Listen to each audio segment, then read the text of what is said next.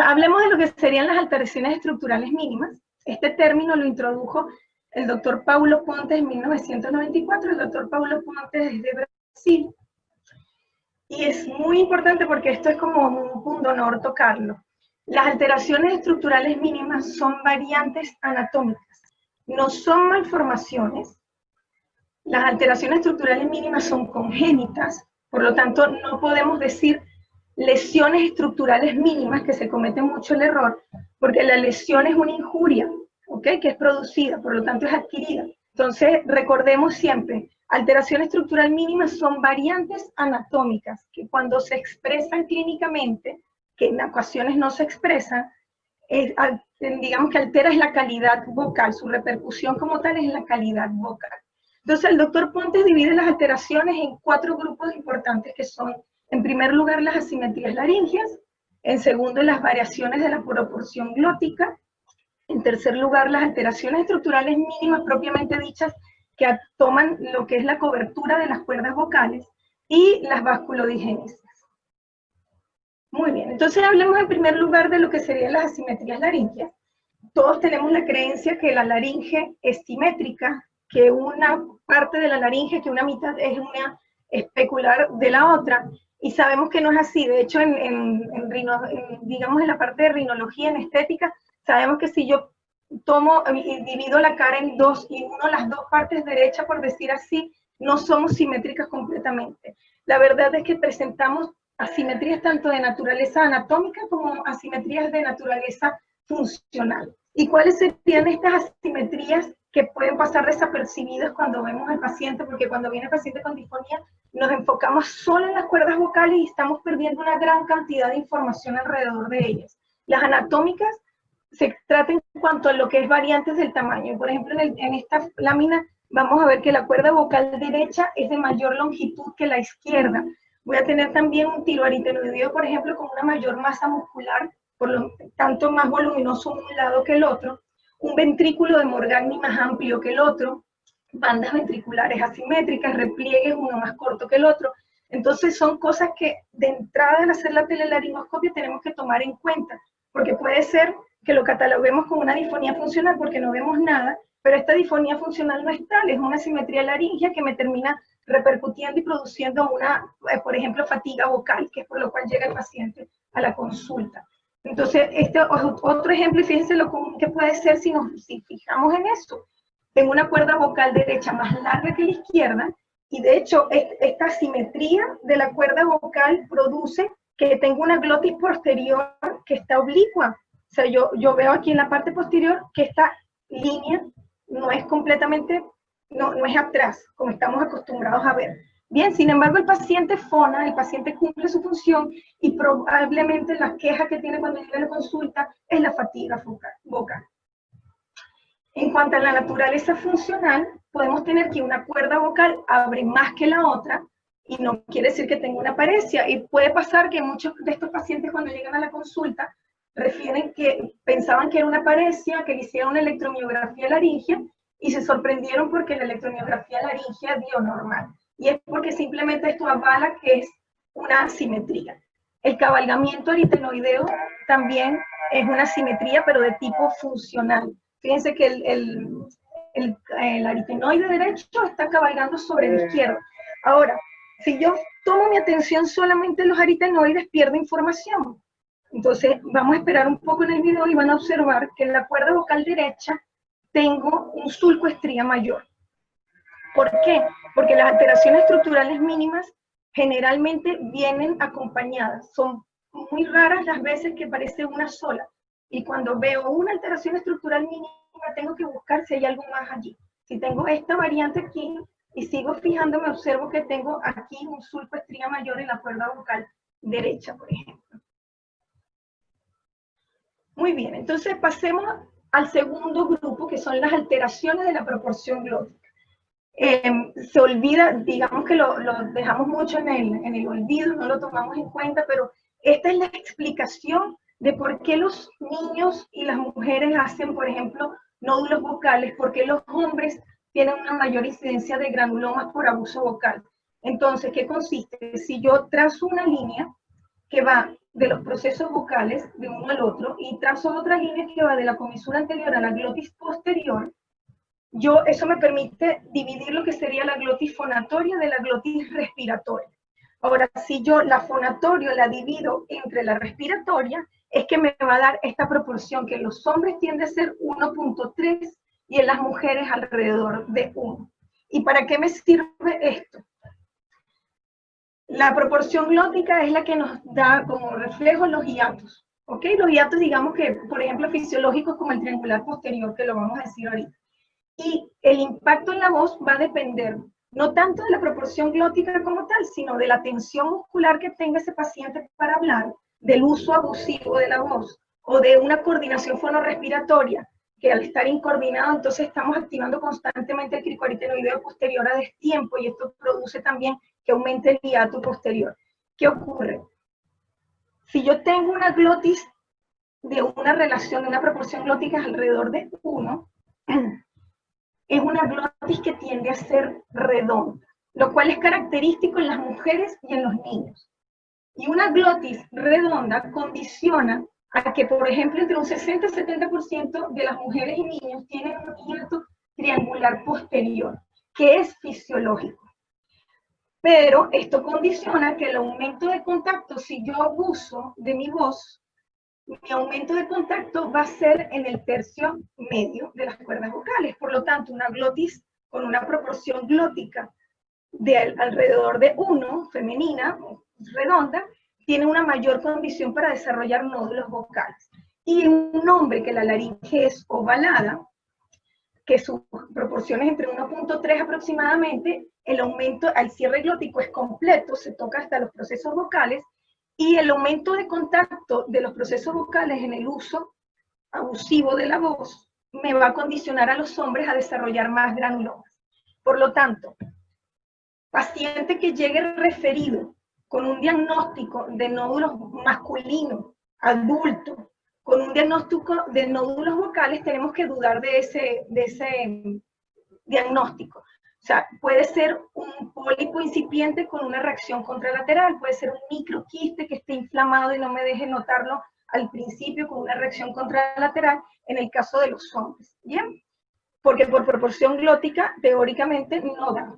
Ahora, los hombres por eso presentan más granulomas y las mujeres cuando presentan granulomas realmente es por intubación o no por reflujo, pero por abuso vocal los hombres son los que presentan la mayor incidencia de granulomas. Vamos al grupo más importante, que son las alteraciones estructurales mínimas de la cobertura, ¿ok? En ellas vamos a tener que la variación está en la composición de los tejidos de las cuerdas vocales, por lo tanto, hay una alteración de los componentes de la lámina propia. El impacto, cuando existe, se va a limitar, como dijimos anteriormente, la función fonatoria, y realmente lo que perjudican es el ciclo vibratorio. Si yo tengo un sulco en una cuerda vocal, que así sea menor, una estría muy pequeña, esa alteración de la vibración aunada a un abuso vocal me va a repercutir, por ejemplo, en que me desarrolle un pólipo en la cuerda vocal contralateral. Estas alteraciones estructurales mínimas de cobertura se van a dividir en indiferenciadas y diferenciadas. Las indiferenciadas las vamos a hablar más adelante y las diferenciadas las divide el doctor Pontes en los sulcos, que los caracteriza. Hay varias clasificaciones de sulcos que después vamos a comparar una con otra para entender un poco mejor cuál es cuál. Pero los sulcos los divide en sulco estría menor, en un sulco estría mayor, en un sulco bolsa y en el sulco oculto. Después tenemos los quistes epidermoides, el microdiafragma y los puentes de mucosa. Las indiferenciadas son como las más olvidadas porque pasa muchas veces eso, que no las tomamos en cuenta como parte del diagnóstico y puede ser el paciente que uno ve la telelaringoscopia y una mancha de bordes poco definidos, medio nacarada, pero que no, hasta pienso será un quiste realmente lo que está allí, pero no, pues después cuando veamos los quistes vamos a ver la diferencia de lo que es un borde bien delimitado a esto que es un difuso y se pierde. Simplemente no está bien definida macroscópicamente. Voy a tener una rigidez de la mucosa al momento del ciclo vibratorio y lo que me está sugiriendo es que esta lámina propia o está desordenada o está adherida o está reducida como tal en volumen, o hay ausencia de las capas de la lámina propia. Y esto es lo que va a reflejarse como esa mancha. A veces vemos la mancha y a veces simplemente cuando hacemos la estroboscopia, lo que vemos es que esa cuerda que pareciera estar bien en reposo, al fonar, no vibra en esa zona o hay mayor rigidez en esa zona. Entonces me está indicando que hay un desorden en la lámina propia. Las diferenciadas son más sencillas porque son simplemente que tienen características propias y bien definidas. Entonces esto me permite poderlas meter más fácilmente en cada uno de los ítems que hemos mencionado anteriormente. Muy bien, entonces, ¿qué es el surco vocal? Que en español realmente se denomina surco vocal, ¿ok? Y es una hendidura. Yo tengo la cobertura de la cuerda vocal y voy a tener una hendidura hacia el interior de la lámina propia, que generalmente contacta con el ligamento. Y siempre va a ser paralela al borde del hilo. Los sulcos vocales pueden ser asintomáticos, pueden ser sintomáticos, pero con una pequeña alteración vocal. Y esa pequeña alteración vocal puede ser que cuando abuso de mi voz, o por ejemplo doy clases por mucho tiempo, o después de que fui a una fiesta me quedo ronca fácilmente. O sintomáticos con fatiga y disfonía severa, como lo vemos en los sulcos de estría mayores profundos. Muy bien, entonces, ¿qué es el sulco estría menor? Esa invaginación de la lámina propia, del epitelio, por decir así, de la cobertura. Fíjense que se mete hacia el interior de la lámina propia y vuelve a salir. Por lo tanto, es un pliegue. Por lo tanto, es una cavidad virtual con unos bordes que están en contacto. Y esto es lo que lo diferencia del surco estría mayor. Yo tengo bordes en contacto, ¿ok? Es un surco estría menor. Bordes abiertos con un canal es un surco estría mayor. Y puede pasar en algunas imágenes, como por ejemplo esta que tenemos aquí, porque ellos se tienden a ver como una línea gris, una línea en la cuerda vocal con un poquito mayor de profundidad. Entonces fíjense en esta, aquí tenemos esta línea con un poquito de relieve en el labio inferior y en el labio superior, pero los bordes están en contacto, está uno al lado del otro, ¿ok? Y este, a pesar de todo, se ve un poquito más separado, ¿pero por qué?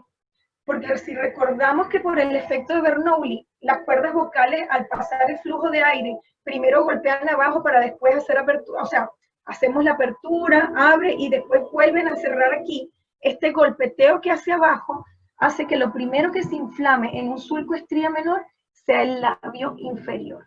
Entonces yo puedo incluso describir en mi telelaringoscopia que tengo un surco estría menor con inflamación del labio inferior cuando lo voy a definir en mi informe. ¿Ok?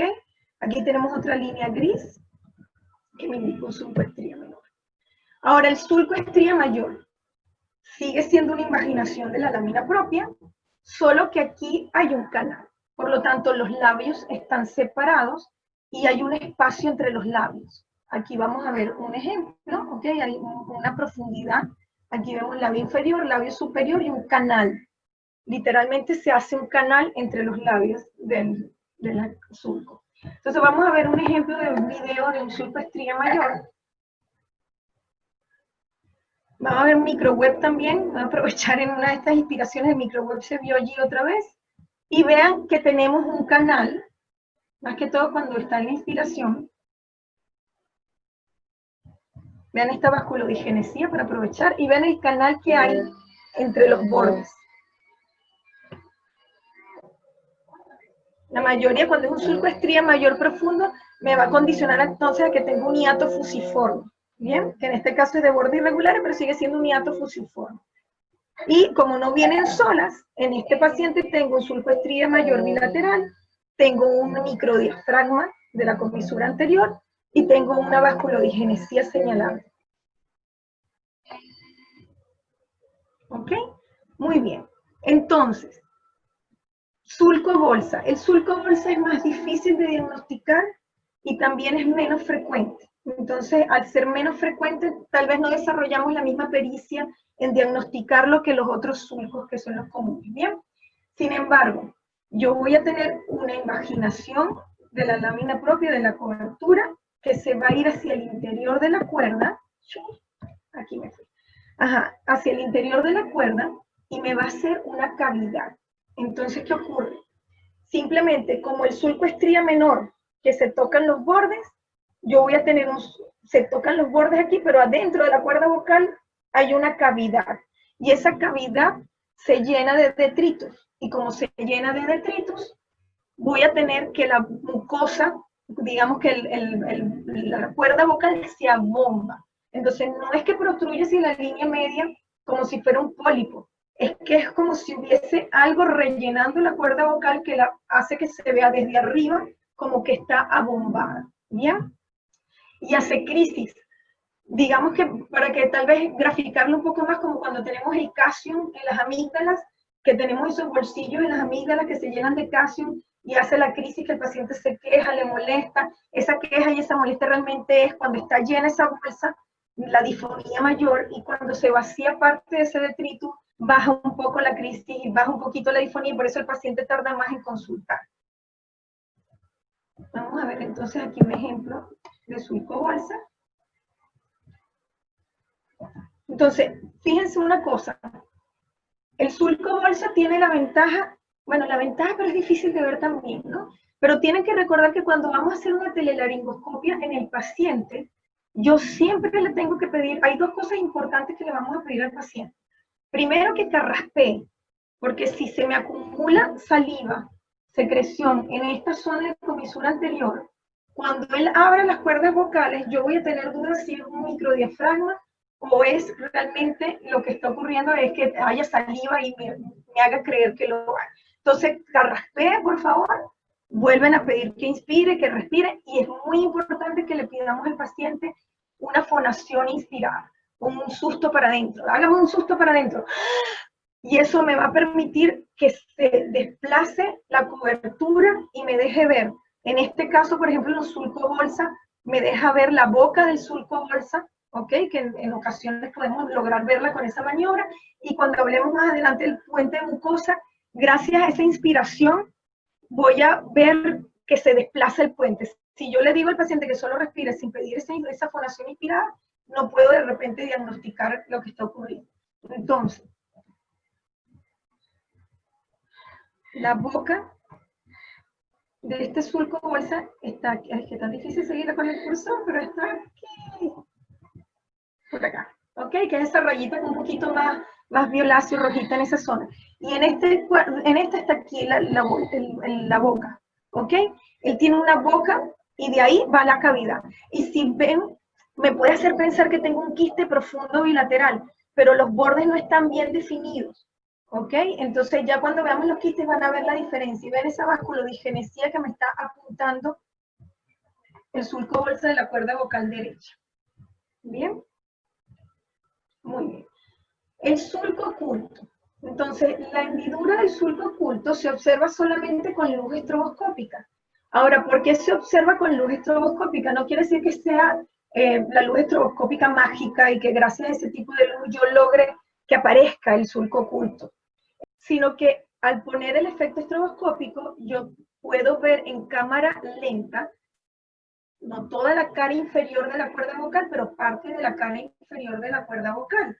Y al dejarme ver lentamente mayor porción de la cuerda vocal, yo puedo observar un sulco que de repente con luz blanca o en reposo no lo iba a observar. ¿Cómo se observa?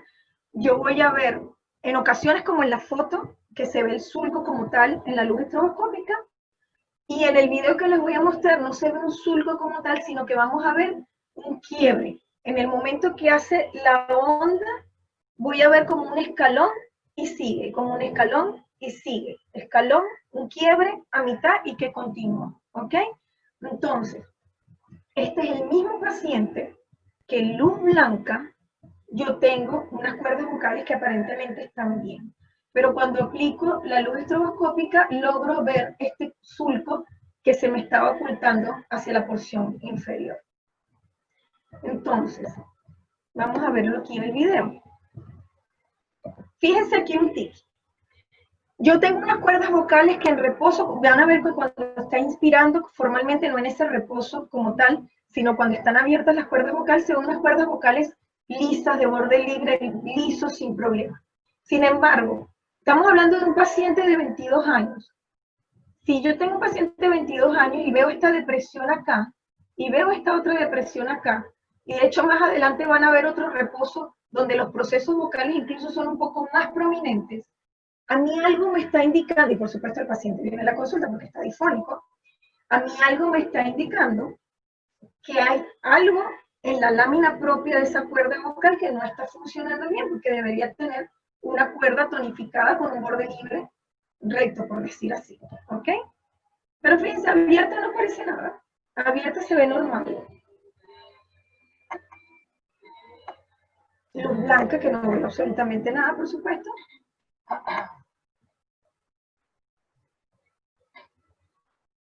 Ven esa prominencia de los procesos vocales que no debiera estar ahí en una persona tan joven. A ver si lo logro parar a tiempo.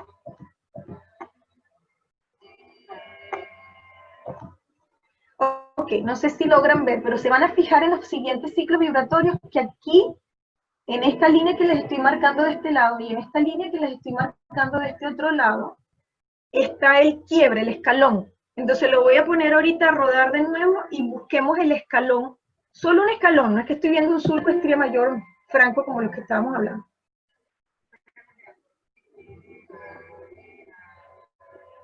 El escalón, escalón, escalón, ¿ok? Entonces, eso es un surco ocular, ¿bien? Muy bien. Entonces, como les decía al principio, el doctor Pontes no es el único que ha clasificado, por supuesto, los surcos vocales. Tenemos otros autores que tienen incluso más digamos, esta clasificación tiene mucho más tiempo que la que creó el doctor Pontes, por supuesto, en 1994. Podríamos decir que la más popular, por decir así, es la de Buchayer, que fíjense la analogía, yo voy a tener que tanto el estría menor como el estría mayor, a Buchayer le da lo mismo y a Ford también, simplemente los llaman igual. ¿Ok? Voy a tener a Buchayer con el Bergetur y al Ford lo voy a tener con los tipo 2. ¿Bien? Ford al oculto es el único que hace una similitud con el de Pontes en cuanto que el oculto es lo que él denomina el tipo 1, que también es denominado fisiológico. Y después voy a tener el sulco bolsa, que Buchayer lo denomina como sulcus vocalis propiamente. Entonces, cuando revisen literatura, si nosotros revisamos literatura, muchas, por supuesto, papers de Buchayer, vamos a encontrar sulcus vocalis y ya tenemos que saber que Buchayer, precisamente cuando dice sulcus vocalis, no se refiere al mismo sulco que estamos pensando nosotros en base a la clasificación de Pontes, sino que se está refiriendo a un sulco bolsa.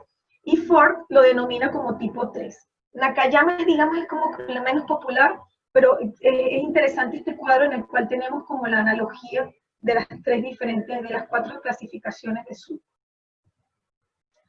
Muy bien, entonces vamos a hablar ahora de lo que sería el tratamiento del surco vocal, ¿bien? Y este va a depender de la profundidad del surco y del hiato que esté dejando, porque si no me está alterando, no me está dejando hiato, entonces tengo que ver si me quedo con algo mucho más conservador. Entonces, generalmente es, digamos, combinado. ¿Por qué medicamentoso? Porque si a mí me llega, por ejemplo, un surco bolsa, que se me pasó comentarles en el surco bolsa y es muy importante. El surco bolsa se caracteriza en presentar una monocorditis. Si yo tengo un paciente que me llega a la consulta con una cuerda vocal abombada, con la característica que hablamos del surco bolsa, y una monocorditis, ¿ok? Eso es un surco bolsa hasta que se demuestre lo contrario. Entonces, claro, ese paciente yo puedo inicialmente, si me llegó en crisis al consultorio, ponerle tratamiento antiinflamatorio. Trabajamos mucho con fonoterapia, ¿ok? Entonces, así incluso el paciente sea llevado a quirófano, yo voy a utilizar la fonoterapia pre, porque yo voy a darle un chance con la fonoterapia de liberar la cobertura, de aumentar la flexibilidad, de ver hasta dónde puedo llegar, porque muchos de ellos son conservadores, no todos son quirúrgicos. Y ahí es donde decía Matsu, yo por ejemplo tengo un surco estría mayor en una cuerda vocal, tengo un microdiafragma y tengo un microquiste. Entonces no quiere decir que todos los que tengamos un surco estría mayor vamos a cirugía. Si yo hago mi fonoterapia y yo me portara bien, hiciera mi terapia, tendría una mejor calidad vocal seguramente que lo que tengo realmente, pero la idea es trabajar en conjunto. Y si decido llevar un surco estría mayor a quirófano, voy a necesitar una fono previa y voy a necesitar una fono postquirúrgica. Y no solamente la fono postquirúrgica como pensamos siempre que a los 21 días, 15 días después de la cirugía, sino en el caso de los temas, los que vamos a hablar de las técnicas, son fonoterapias que tienen que arrancar incluso desde el segundo, quinto día del postoperatorio. En cuanto a las cirugías, como dijimos, tenemos desde los que van implantes de cuerda vocal, la microcirugía, que estamos hablando aquí de los injertos ya en quirófano como tal, liberación, resección, que lo vamos a comentar, e incluso está descrito, y hay gente que lo usa todavía, la tiroplastia tipo 1 para llevar esa cuerda vocal hacia la línea media y mejorar el cierre glótico. Entonces, hablando de microcirugía, hablemos entonces del implante de grasa y fascia o fascia temporal. Hay dos formas de implantar la fascia temporal. Vamos a hablar primero de la fascia. Entonces, tengo una primera forma, que es siempre haciendo esta incisión en la cara vestibular de la cuerda vocal. Yo posteriormente con un explorador voy a liberar el vértice del surco que se está adhiriendo al ligamento. Yo necesito, como dice la flecha aquí, liberar la base, el fondo de la canaleta, por decir así, del ligamento, ¿ok? Y al liberarlo, abro un espacio en esta zona. Entonces yo puedo o colocar una capa de fascia para que no, este surco no se vuelva a adherir al ligamento, o tengo otra forma, que es abrir un bolsillo a través de esa misma incisión vestibular, en el músculo vocal, abro un bolsillo, meto la fascia y después tomo un punto para que esa fascia permanezca en el interior del músculo vocal, creando que yo abombe, por decir así, o lleve la cuerda vocal hacia la línea media y mejore el cierre glótico. ¿Ok? Entonces, particularmente, tal vez, cuando hablamos de la disección, tendríamos que hablar de un surco estría mayor que sea superficial, porque muchas veces los profundos no nos va bien con esta técnica. ¿Por qué? Porque al liberar la base, el fondo del surco del ligamento, se puede abrir una incisión, se puede abrir justamente allí el surco, y entonces ya ahí vamos a tener una protrusión del injerto. En cuanto a la grasa, lo mismo, yo puedo también meterla dentro del músculo, hacer un buen bolsillo, lo ideal también un buen bolsillo, con las mismas técnicas. La grasa, por ejemplo, yo la saco desde la banda ventricular. Hay gente que la toma del lóbulo de la oreja o de alguna otra región. Yo abro la banda ventricular y de la banda ventricular saco la pieza, porque no la licúo ni la paso para pasar por jeringa, sino que injerto literalmente los pedacitos de grasa que saque de la banda ventricular. ¿Ok? Aquí este es un ejemplo de la cirugía. Fíjense que aquí tenemos el surco estría mayor. Yo aquí estoy entonces liberando, ¿ok? Hago mi incisión. Bueno, liberando no, este es injerto en el músculo vocal. No estoy haciendo la primera, sino la segunda técnica. Hago mi incisión vestibular. Voy a abrir un buen bolsillo en el interior del músculo vocal. Y esta es mi fascia temporal. La introduzco, es increíblemente renuente a quedarse en el sitio. Entonces no desfallezcan, por favor. Tienen que abrir un buen bolsillo, porque ella tiende a querer salirse y salirse. Y tal vez por eso hay gente que lo usa y gente que no. Yo particularmente corto una porción pequeñita de Surgicel, que es esto que está aquí. Y una vez que logro tomar el pedazo de fascia y dejarlo dentro del músculo, coloco este pedacito de Surgicel en la superficie y tomo un punto. Fíjense que una vez que puse el Surgicel me ayudó a que se mantuviese adentro la fascia en el bolsillo, ¿ok? Y coloco un punto en la cuerda vocal y vean cómo abomba el borde libre. Después hay que hacer rehabilitación, por supuesto, para aflojar y no va a quedar tan abombado como lo están viendo al momento del final de la cirugía. Otra técnica para el surco vocal es la liberación o la resección del surco, ¿ok? También descrita por Boucher. Entonces, fíjense, yo tengo aquí el surco, aquí inyectando hidrocortisona, que también se puede con dexametasona, pero está descrito por Boucher con hidrocortisona en el músculo vocal, y yo al infiltrar el músculo vocal con hidrocortisona, lo que estoy consiguiendo es que se abombe, por decir así, protruya el fondo del surco, ¿ok? Y me facilite la disección de este fondo del ligamento, igual que hicimos en la primera técnica que hablamos.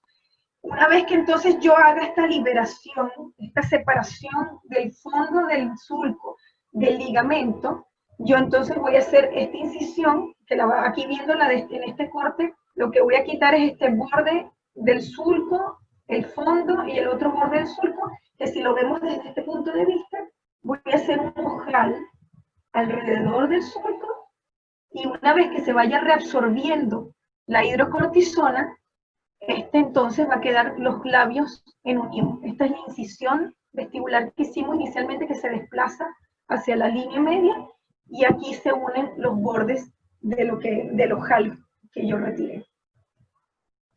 Muy bien. La técnica de la controversial técnica de rebanado. Entonces, vamos a tener técnica de rebanado, porque realmente se llama en portugués técnica de franjamiento, pero para la traducción del capítulo con el doctor Pontes, no saben lo que ha costado ponerle un nombre adecuado a la técnica en español.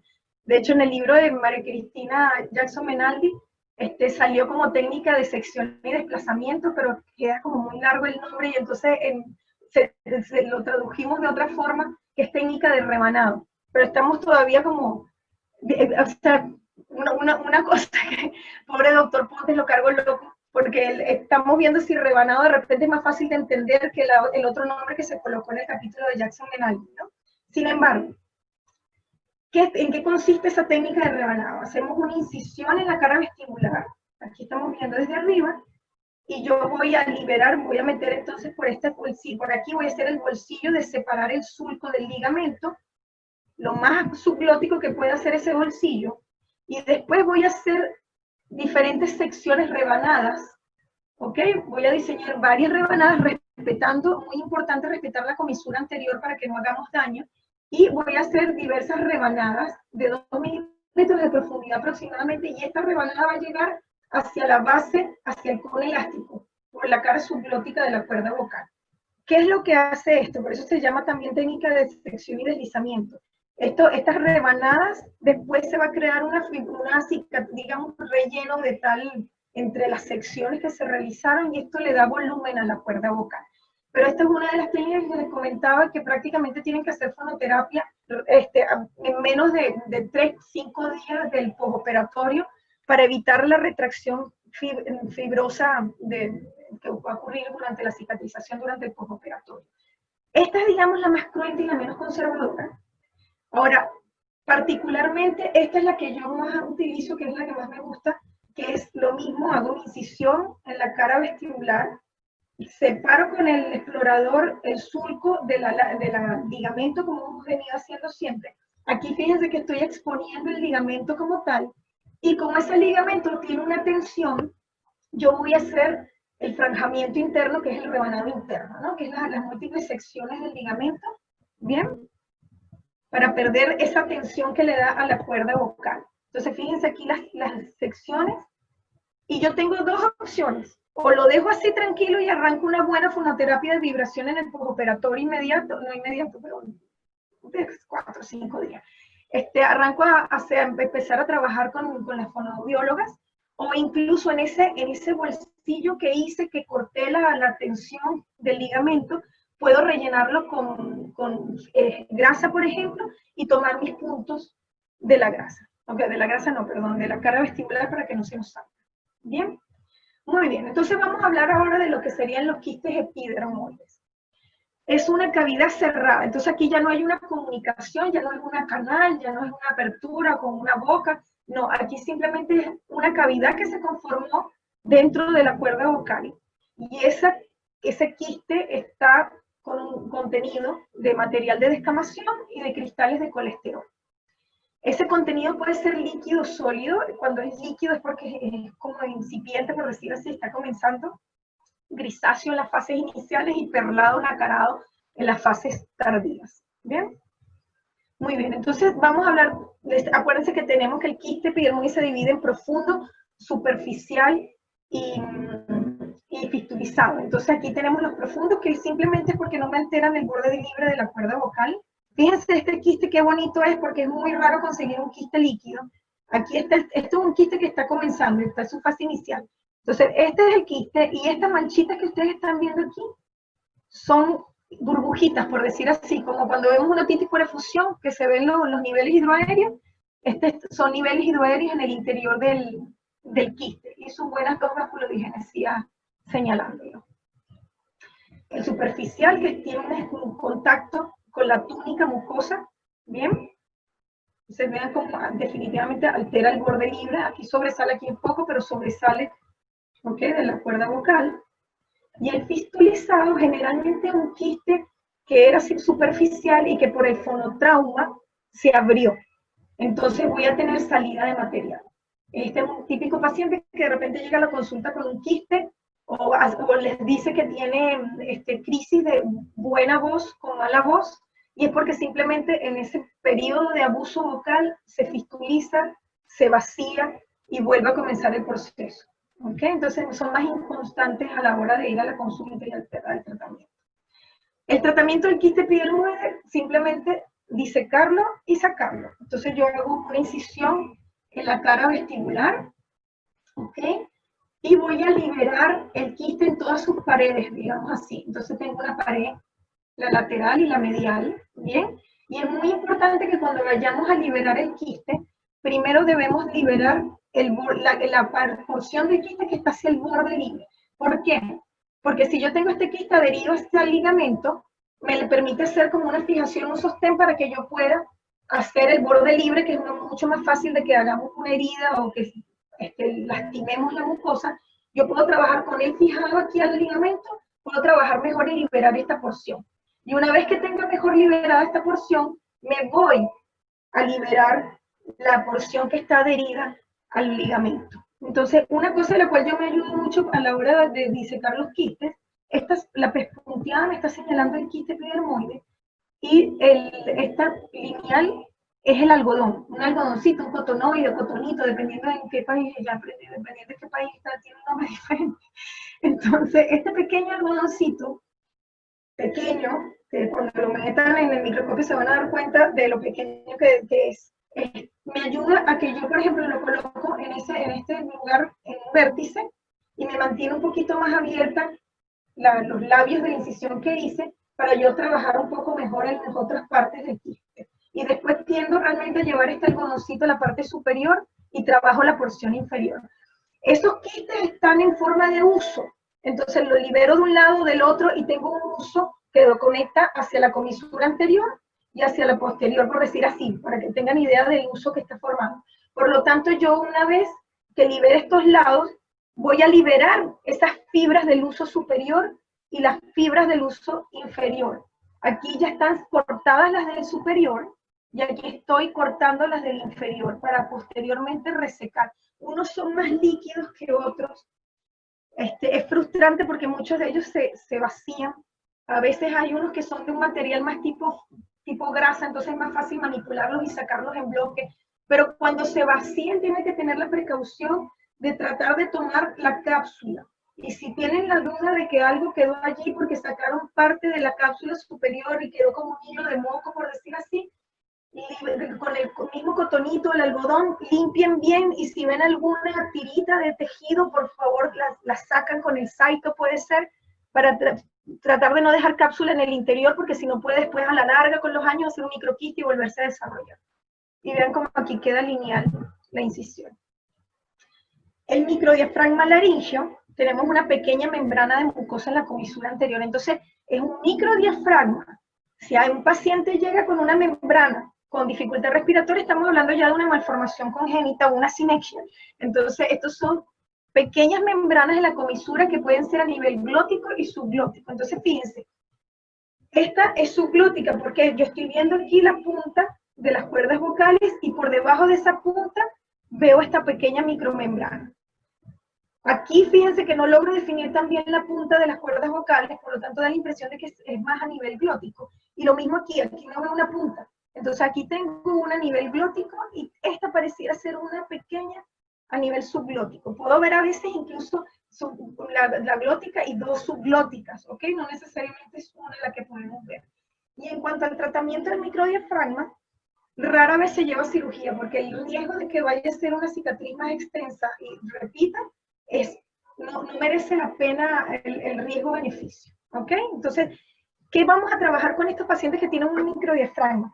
Si ese microdiafragma, y más que todos los subglóticos, me van a hacer como una aprehensión del tercio anterior de la cuerda vocal. Entonces, si tenemos un hombre con un microdiafragma, ese paciente, digamos que la porción fonatoria se está cortando. y al acortarse se está comportando como una laringe redonda, ¿ok? Y como se está acortando, va a aumentar el contacto en el tercio medio. Entonces, ¿cuándo yo podría pensar en que un hombre tiene nódulos vocales, por ejemplo?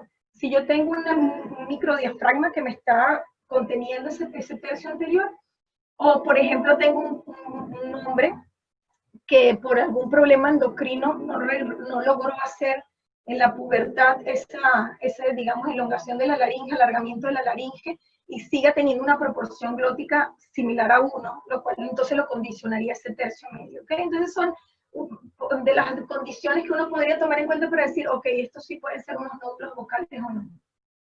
Muy bien. Finalmente, bueno, no finalmente, pero casi final, puente de mucosa. Entonces, ¿qué es el puente de mucosa? Es mucho más difícil de diagnosticar en la consulta. Es una tira de mucosa, es como el asa de una maleta. Fíjense que yo coloco el explorador y no es que incidí, este es romo, no es que incidí, esto es literalmente una tira de mucosa que quedó sobre la cuerda vocal, digamos que no se adhirió durante el proceso de formación. Entonces, esta tira de mucosa va a quedar suelta y cuando ocurre el ciclo vibratorio, la cuerda vocal va a vibrar a un ritmo y la tira de mucosa a otro. Entonces, literalmente, un látigo, porque cada una va a vibrar a su ritmo y ahí es donde vamos a tener la crisis que el paciente va a la consulta por la disfonía. Siempre es paralela al margen, a veces es delgada como esta de la foto, a veces es mucho más gruesa.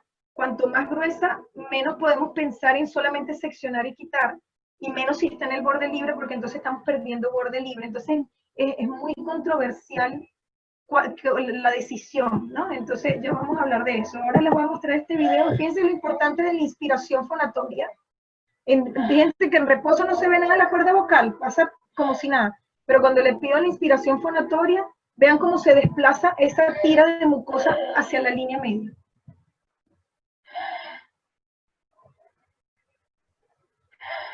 Entonces lo importante que es el carraspeo, la inspiración fonatoria, una respiración nasal, un snip, para abrir comisura, para activar el cricoaritenoideo posterior y yo poder ver mejor si hay una microdiafragma. Son tips a la hora de hacer la telelaringoscopia que nos ayudan a hacer los diagnósticos, ¿ok? Entonces, el puente de mucosa de epitelización, digamos que es como la forma más común. ¿Por qué? Porque generalmente están hacia el borde libre, por lo tanto evitamos resecarlo. ¿Y qué es lo primero que hacemos con esos puentes de mucosa? Yo tengo mi tira de mucosa aquí y tengo mi cuerda vocal aquí abajo. Entonces, esto está cubierto de epitelio y esto está cubierto de epitelio, no está cruento, están libres. Entonces yo levanto aquí, voy a raspar, por decir así, voy a desepitelizar la cara inferior del puente mucosa que está sobre la cuerda y voy a desepitelizar la cara superficial, la cara superior de la cuerda vocal, para que ella se adhiera, ¿ok? Muchas veces lo conseguimos, algunas veces es parcial, a veces hay que hacer retoques, ¿ok? Pero inicialmente, por lo menos en mi caso, los puentes mucosos inicialmente los abordo de esa manera. Es raro un puente de mucosa que reseque. Si lo reseco es porque está en la cara vestibular hacia el ventrículo y no me va a alterar el borde libre de la cuerda vocal y es delgado. Ahí no merece la pena desepitelizar porque no va a interferir realmente con el cierre glótico. Y finalmente tenemos las vasculodigenesías. Son alteraciones de la red vascular.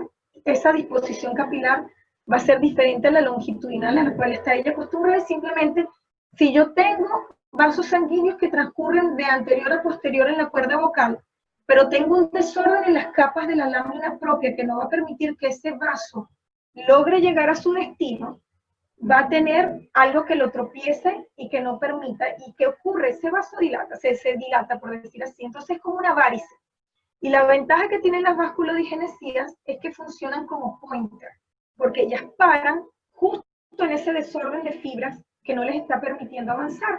Y al parar allí, me está señalando que hay algo allí que está interfiriendo con su trayecto y con la vibración de la cuerda vocal. Entonces son muy útiles cuando tenemos dudas en cuanto a que no sé, no tiene algo en la cuerda vocal, pero mira qué sospechosa esta vasculodigenesía que me está diciendo, hay algo allí que no está bien.